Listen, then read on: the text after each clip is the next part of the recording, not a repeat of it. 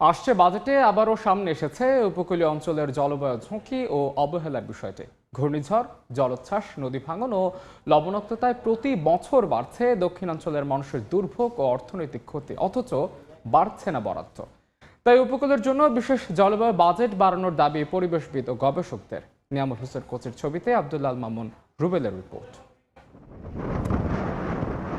গত 2 দশকে সিডর, আইলা, বুলবুল, আমফান, ইয়াস সহ একের পর এক ঘূর্ণিঝড়ে ব্যাপক ক্ষতির মুখে পড়েছে উপকূলীয় জেলা খুলনা, সাতক্ষীরা ও বাগেরহাট। টাকার অঙ্কে ক্ষতির পরিমাণ প্রায় 22,000 কোটি টাকা। অথচ গত 1 দশক ধরে জলবায়ু ও পরিবেশ খাতে বরাদ্দের হার কমেছে।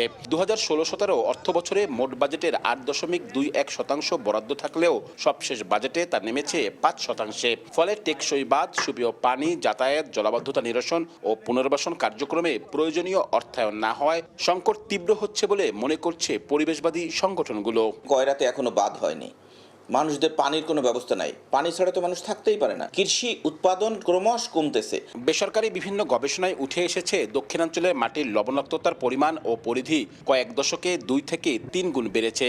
এতে কমছে কৃষি উৎপাদন, বাড়ছে সুপেয় পানির সংকট। এছাড়া এ অঞ্চলের প্রায় 2000 কিলোমিটার বেড়িবাঁধের অনেক স্থান ঝুঁকির মধ্যে।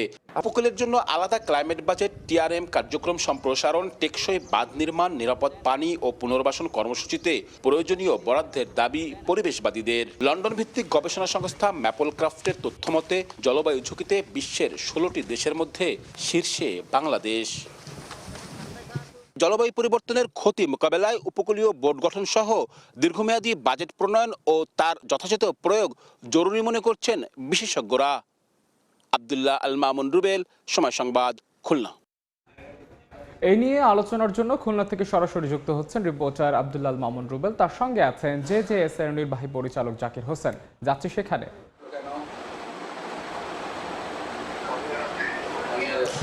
দর্শক, দেশের দক্ষিণের উপকূলে জলবায়ু পরিবর্তনের যে প্রভাব সেটি কিন্তু আসলে দিন দিন বেড়েই চলছে এবং যে বাজেট আসছে সে বাজেটে কিন্তু আসলে আমরা দেখছি দিন দিন বরাদ্দ উল্টো কমছে। তো এই বিষয়ে আসলে এই উপকূলীয় বিভিন্ন বিষয় নিয়ে যারা কাজ করেন সেরকম একজন জেজেএস এর নির্বাহী পরিচালক, তার সঙ্গে আলোচনা করব।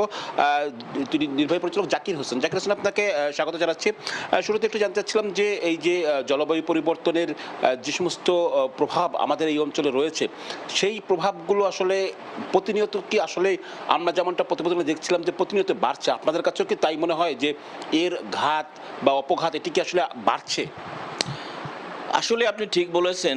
এই অঞ্চলে আপনি যদি দেখেন যে 2007 সালে সিডর হয়েছিল, 2009 সালে আইলা, এবং এর পরবর্তীতে প্রায় প্রতি বছরই একটা বড় বড় সাইক্লোন আঘাত হানতেছে আমাদের দক্ষিণ পশ্চিম উপকূলীয় অঞ্চলে, এবং যার ফলে এই অঞ্চলের মানুষরা তাদের সমস্ত সম্পদ ক্ষতিগ্রস্ত হচ্ছে, তারা সব কিছু হারাচ্ছে।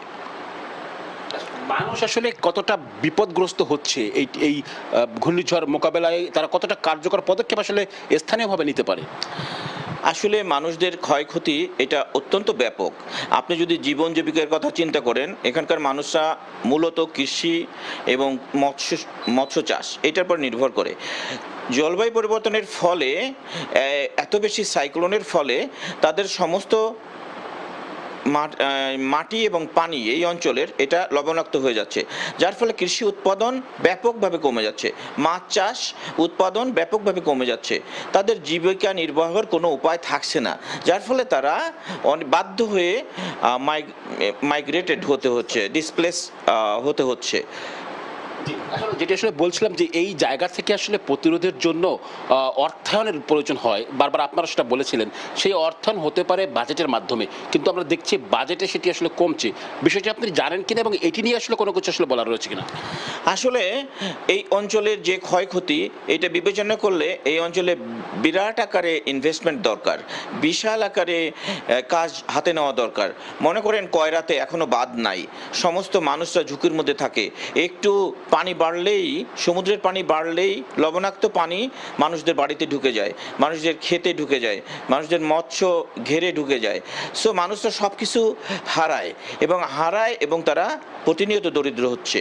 এবং এই অঞ্চলে আপনি জানেন সমস্ত উপকূলীয় অঞ্চলে এখানে পানির কোনো ব্যবস্থা নাই। মানুষ পানি যদি না খেতে পারে, পানি যদি না থাকে, মানুষের জন্য পানি দরকার, গরু ছাগলের জন্য পানি দরকার, কৃষির জন্য পানি দরকার, গৃহস্থলী কাজের জন্য পানি দরকার, গোসল করার জন্য পানি দরকার, বাট কোনো পানি নাই। এখানে সমস্ত পানি অত্যন্ত লবণাক্ত। বিশেষ করে আপনি যদি শুষ্ক মৌসুমের কথা চিন্তা করেন, শুষ্ক মৌসুমে এক গ্লাস পানি আপনাকে দিতে পারবে না মানুষ, এবং তার নিজের ফ্যামিলিকেও দিতে পারে না। বাজেটে আসলে এই বিষয়গুলো কিভাবে আসতে পারে?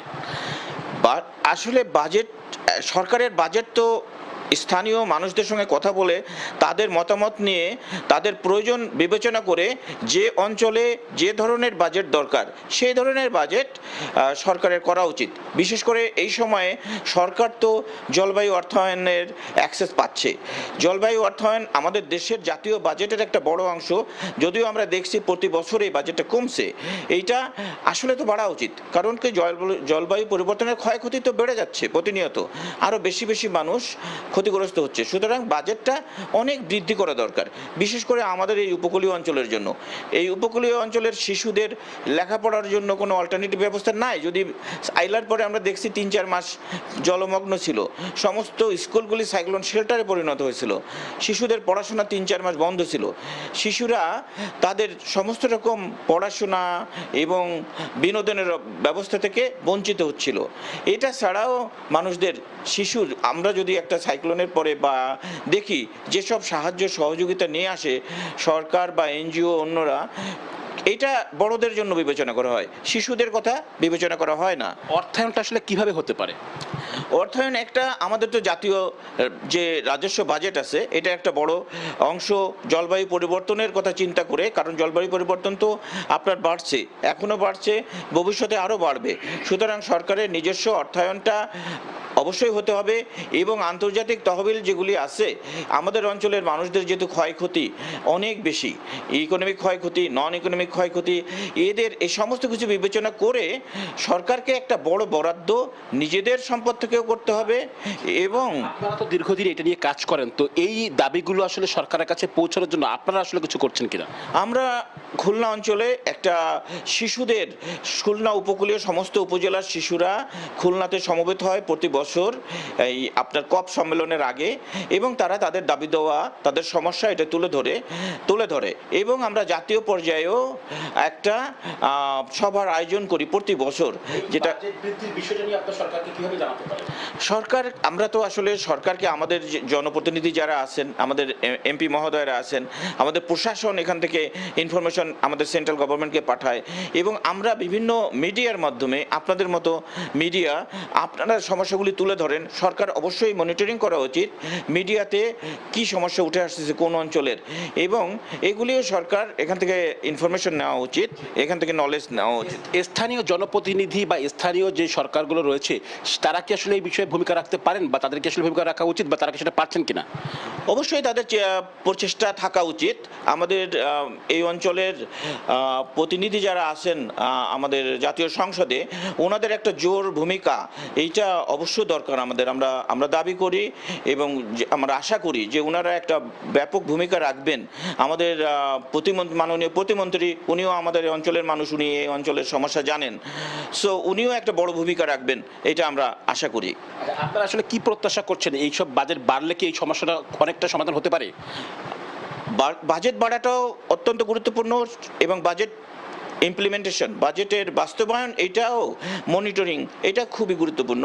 যে বাজেটটা বরাদ্দ হলো, কিন্তু আসলে বাস্তবায়ন সময় এটা কোন খাতে ব্যয় হলো, এবং সেটা আসলে কতটা মানুষ প্রয়োজনে গেল, সেটা অবশ্যই দেখা উচিত। ধন্যবাদ আপনাকে, অনেক ধন্যবাদ। দর্শক, আসলে যেমনটি শুনছিলেন যে এখানে বেশ কিছু বিষয় উঠে এসেছে, বিশেষ করে বাজেট যেটি হবে, বাজেট বৃদ্ধির বিষয় রয়েছে, এবং বাজেট যেটি হবে সেটি সঠিকভাবে আসলে প্রয়োগ যেন হয় এবং সেটি তদারকি থাকে, এবং স্থানীয় যারা জনপ্রতিনিধি রয়েছেন তারাও যেন এই দাবিগুলো সরকারের কাছে তোলেন, তাহলে সমস্যা কিছুটা হলেও সমাধান হবে। তো আমার কাছে এই ছিল উপকূলীয় অঞ্চলে বাজেট নিয়ে যে আলোচনা, তার সব শেষ।